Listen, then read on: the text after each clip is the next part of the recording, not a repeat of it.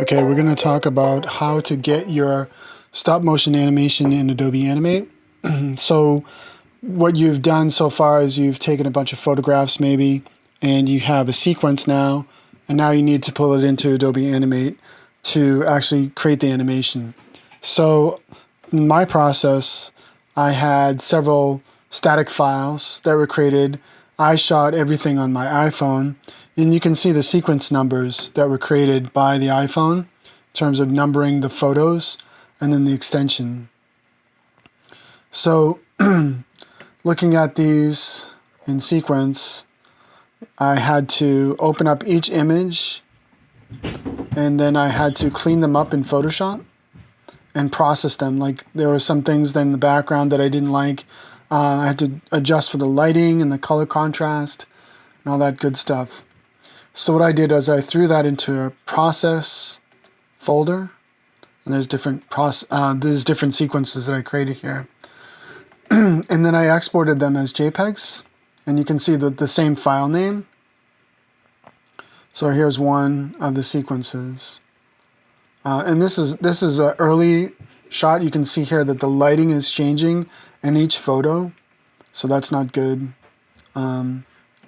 So I had to do a reshoot, and in that reshoot I actually bought a new light, and I reprocessed the images to try to make sure that the lighting stayed the same, so you can see that this is a lot better. There's still little shifts in the light, and what ends up happening is that the camera changes focus sometimes, and it changes environment, but overall this is a lot better than what I had before. So let's say that we're done, and let's see, these frames are 1920 by 1440. So now I want to pull them into Adobe Animate to create an animation sequence. So in Animate, I'm going to create a new file. And that's going to be 1920 by 1440.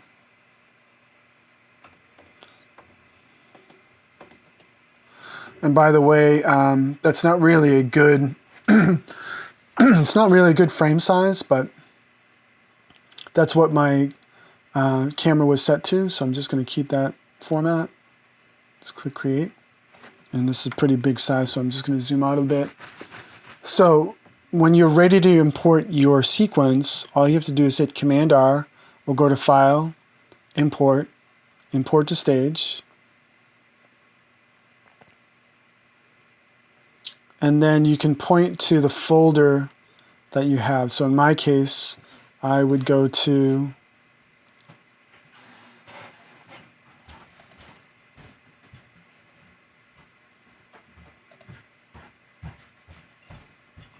one of the process folders.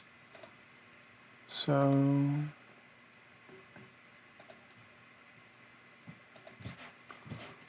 let's see, and I would go to my reshoot folder, and I'd go in there's a JPEGs folder, and now I have a set of sequences. Now in Animate, down at the bottom here where it says Enable, I have mine set to all files.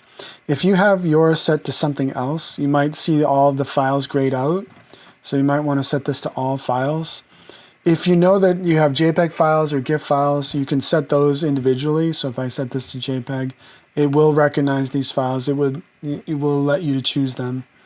Having all files is pretty good, so you don't have to hassle with that too much. So I'm just going to choose all files. Now, you don't have to select all the files, you just have to select the first one. So when I click Open, Animate's going to recognize that this appears to be a sequence of images. It recognizes the sequence based on the numbering, and it says, do you want to import all of the images in the sequence? So I'm going to go ahead and click Yes. And it's going to pull those all in as individual frames on the timeline. So it pulled in all 19 files. And then if I scrub through, you can actually see the animation. Now, in this case, I imported everything onto the main timeline. That's probably not what you want to do. What I ended up doing in my movie, so that I could actually separate things was I imported them into a graphic symbol. So let me undo that. And I'm going to do insert new symbol, and I'm going to choose graphic, and I'll call this bad cop. And click OK. And then I'm going to hit Command R, just like I did before. And then I'm going to select the first file, and then click Yes. And it should pull in all those frames, and it's going to line them up to this corner. And you can see the entire sequence is here. Now, if I go back to the main timeline, you can see that it's not here. But if you look in the library, here's my bad cop graphic symbol. You can drag that to the main timeline and put that where it's supposed to go. So I also would need to expand the timeline so that it can account for all the frames. I remember that there's 19 frames in here, so now all 19 frames are there.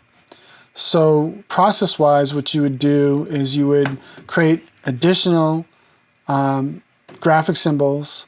You would import your sequence of photos, same way here, and then you can adjust and arrange them on the timeline. So you'd create a new layer for the next sequence, drop that in, and then position it however you want it to go.